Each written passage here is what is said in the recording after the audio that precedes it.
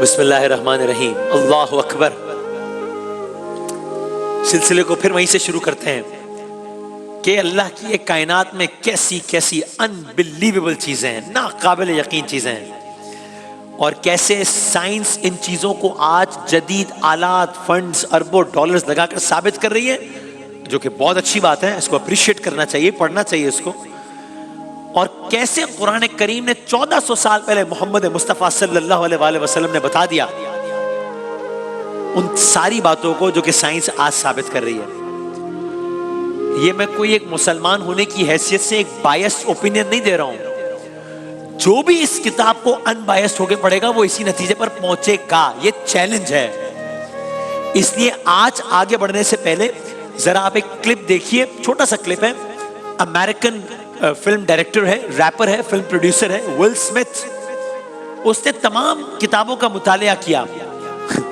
قرآن کریم جب اس نے پڑھا ہے تو اس نے کیا کہا، یہ ایک مسلمان نہیں کہہ رہا، ایک غیر مسلم American director, rapper, film producer Will Smith کا کچھ دنوں پرانا بیان، جب اس نے قرآن کریم پڑھا اور اس کے بارے میں اس نے کیا کہا، دکھائیے گا۔ قرآن is so clear, crystal clear۔ یہ نہیں ہو سکتا، وہ کہہ رہا ہے کہ یہ نہیں ہو سکتا کہ آپ یہ پڑھیں اور اس کے بعد کوئی مس انڈرسٹینڈنگ رہ جائے، یہ ول سمتھ کہہ رہا ہے۔ بات آگے بڑھاتے ہیں۔ بات یہاں تک پہنچی تھی کہ اللہ تعالیٰ نے پانی سمندروں تک کیسے پہنچایا، اس پر پورا ایک ایپیسوڈ ہم کر چکے ہیں، اس کو ریپیٹ نہیں کرتے۔ اب مسئلہ یہ ہے کہ پانی سمندروں تک تو پہنچ گیا، ہمارے گھروں تک کیسے پہنچ رہا ہے، یا سمندروں سے پوری دنیا میں کیسے پہنچ رہا ہے؟ یہ کیا سائیکل ہے؟ یہ سائیکل بھی بڑی عجیب و غریب ہے، اور اس سائیکل کے بارے میں سائنس آج بتا رہی ہے، قرآن نے جو پہلے بتا دیا تھا وہ اس سے زیادہ عجیب و غریب ہے۔ بات یہ ہے کہ گویا اس طرح کی صورتحال ہے، سمندری پانی ہے، اور کتنے بڑے سمندر ہیں، کتنے گہرے سمندر ہیں، وہ میں آپ کی خدمت میں عرض کر چکا ہوں کہ اتنے گہرے ہیں کہ پورے کا پورا ماؤنٹ ایورسٹ آ جائے، اتنے گہرے سمندر ہیں۔ اب اگر یہ سمندر ہے اور اس کے اوپر سورج اپنی پوری آب و تاب سے چمک رہا ہے، تو پہلا کام کیا ہو رہا ہے؟ پہلا کام تو یہ ہو رہا ہے کہ اس سورج کی حرارت سے، اس سورج کی تپش سے مستقل بنیادوں پر پانی کی سطح سے بخارات بن رہے ہیں، ایواپوریٹ ہو رہا ہے پانی۔ سمندر کا یہ پانی بخارات کی صورت میں اوپر چلا گیا، سٹیپ 1، اگر ہم اس کو اوور سمپلیفائی کریں۔ اب یہ پانی بادلوں میں چلا گیا ہے، یعنی بادل میں پیدا ہونے، یعنی بادل پیدا ہونا شروع ہو گئے جن کے اندر پانی ہے، پانی بادلوں کے اندر آ گیا۔ تو اب جہاں جہاں پانی ہے اس کے اوپر بادلوں کی ایک تہ پیدا ہونا شروع ہو گئی ہے۔ اب یہ بادل پانی پہنچائیں گے پوری دنیا میں مختلف مقامات پر، ٹھیک ہے؟ سمندر کے اوپر سورج سے پانی ایواپوریٹ ہو گیا، بادلوں میں چلا گیا، اب یہ بادل پوری دنیا میں پانی پہنچائیں گے۔ لیکن ایک مسئلہ ہے، اب کیا ہوگا؟ مسئلہ یہ ہے کہ بادل تو پیدا ہو گئے، لیکن بادل تو پانی کے اوپر ہے نا، تو پوری دنیا میں پانی کیسے پہنچائیں گے بادل؟ اس کا کیا حل ہے؟ اللہ تعالیٰ نے نکالا اس کا حل۔ اب کیا ہوگا؟ یہ بادل چلیں گے کیسے؟ اللہ تعالیٰ نے ہوائیں پیدا کی اس مقصد کے لیے، ہوائیں پیدا کی۔ اب یہ ہوائیں ایک خاص اہتمام سے، ایک خاص انداز سے، یہ جو پیدا شدہ بادل ہیں جن کے اندر پانی ہے، اس کو دور موجود پہاڑوں کی جانب لے کر جائیں گی یہ ہوائیں۔ اور آپ سوچئے ان بادلوں کے اندر کتنا ٹن پانی ہوگا، تو یہ بادل کتنے بھاری ہوں گے، اور وہ ہوائیں جو ان بادلوں کو ایسے اڑا اڑا کے لے جا رہی ہیں، وہ ہوائیں کتنی طاقتور ہوں گی۔ تو یہ وجہ ہے کہ جب ہم آسمان کی طرف دیکھتے ہیں تو ہمیں 24 گھنٹے بادلوں کی ٹرانسپورٹیشن آسمان پر نظر آتی ہے، ٹھیک ہے؟ تیز ہوائیں چل رہی ہیں، اور بادل نہیں، گویا پانی کے پہاڑ ایک جگہ سے دوسری جگہ پہ جا رہے ہیں، ٹھیک؟ ایک لمحے کو رکیے، قرآن کی ایک آیت سنیے، سورہ مومنون کی آیت نمبر 18 ہے، یہ سنیے ذرا۔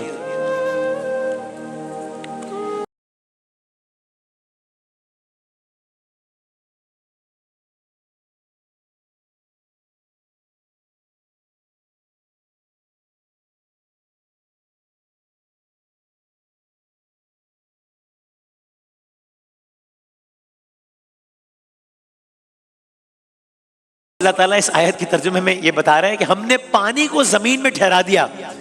ہم نے پانی کو زمین میں ٹھہرا دیا. آپ نے سن لیا, پانی بڑے بڑے سمندروں کا روپ اختیار کر گیا, اور ہم اس پانی کو اڑا لے جانے پر بھی قادر ہیں.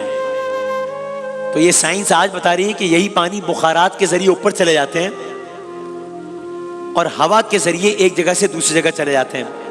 ایک اور آیت دیکھیے اور اس کا ترجمہ سن کر آپ اور حیران ہوں گے. ذرا اگلی آیت سنائیے گا, سورہ روم کی آیت نمبر 48 ہے یہ.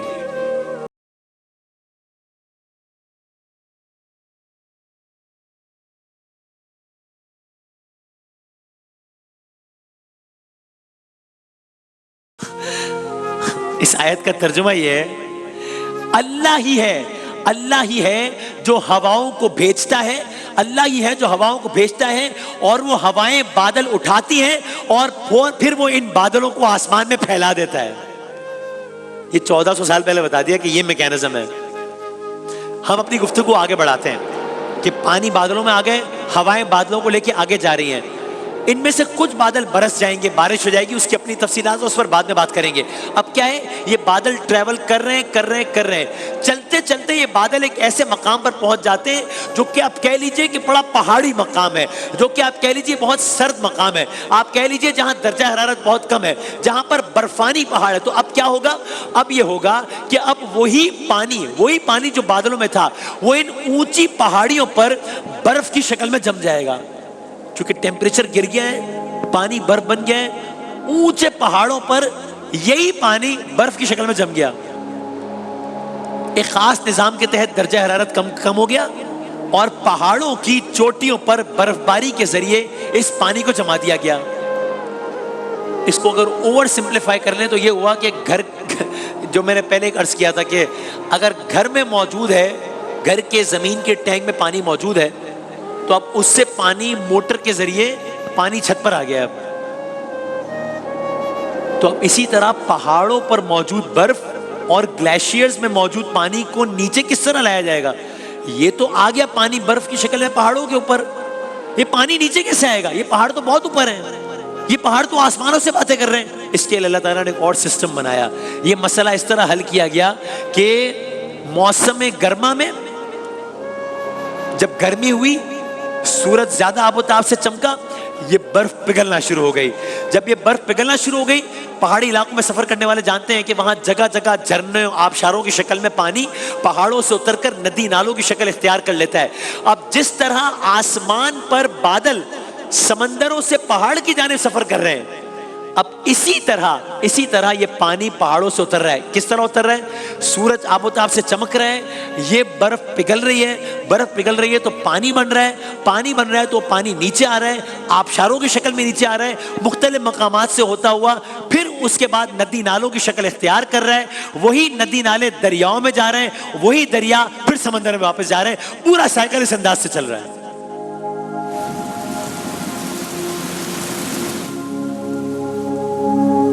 سو وہی پانی یوٹیلائز ہو کر جو سمندر سے بھاپ کی صورت میں اوپر گیا تھا, پھر بادل سے ہوا کے ذریعے ٹرانسپورٹ ہوا تھا, پھر پہاڑ پہ برف کی صورت میں جم گیا تھا, پھر سورج کی روشنی کی وجہ سے پانی ہو گیا اور دوبارہ نیچے آ گیا اور دوبارہ سمندر میں شامل ہو گیا.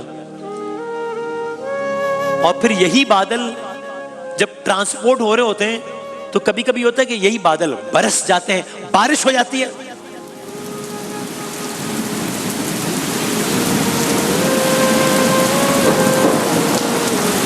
یہ کیا ہوتا ہے؟ یہ کیا سسٹم ہوتا ہے؟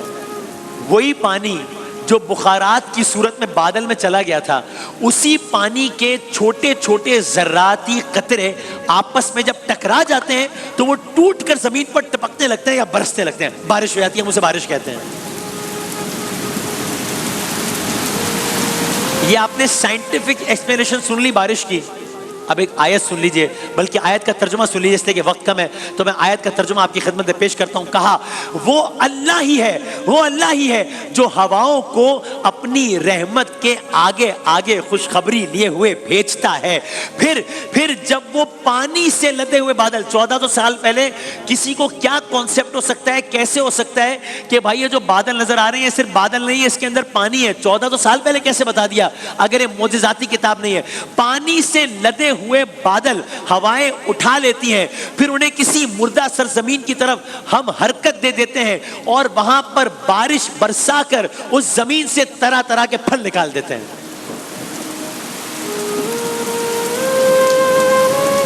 Isn't it amazing? Isn't it unbelievable?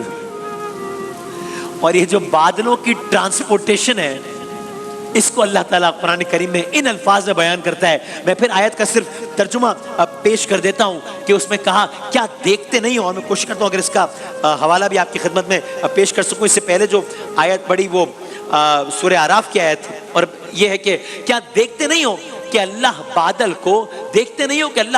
کو آہستہ آہستہ چلاتا ہے، پھر اس کے ٹکڑوں کو باہم جوڑتا ہے، پھر اسے سمیٹ کر ایک کثیف ابر بنا دیتا ہے، پھر تم دیکھتے ہو کہ اس کے خول میں سے بارش کے قطرے ٹپکتے چلے آتے ہیں، اور وہ آسمان سے ان پہاڑوں کی بدولت جو اس میں بلند ہیں اولے برساتا ہے۔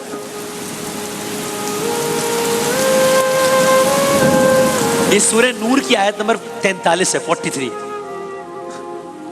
اور ابھی آیات ختم نہیں ہوئی، وقت ختم ہو گیا ہے۔ ایک لمحے کو کوئی رک کر یہ سوچے کہ آج تو یہ سارے کانسیپٹس ہمیں پتہ ہیں، سائنس نے بتا دیے ہیں اور ہم اس کو کمپیئر کر رہے ہیں۔ 1400 سال پہلے محمد مصطفیٰ صلی اللہ علیہ وآلہ وسلم پر نازل ہونے والی کتاب، اللہ کی کتاب قرآن کریم نے یہ ساری باتیں کس طرح بتائیں؟ تو بس یہ سمندر، یہ سورج، یہ پانی، یہ دریا، یہ برف، یہ پہاڑ، یہ سردی، یہ گرمی، یہ موسم، یہ کائنات، یہ آبشار، یہ سب بہت بڑے ہیں، بہت بڑا ہے یہ سارا سسٹم، بہت بڑا ہے۔ سب سے بڑا نہیں ہے، سب سے بڑا صرف اللہ ہے۔ اللہ اکبر۔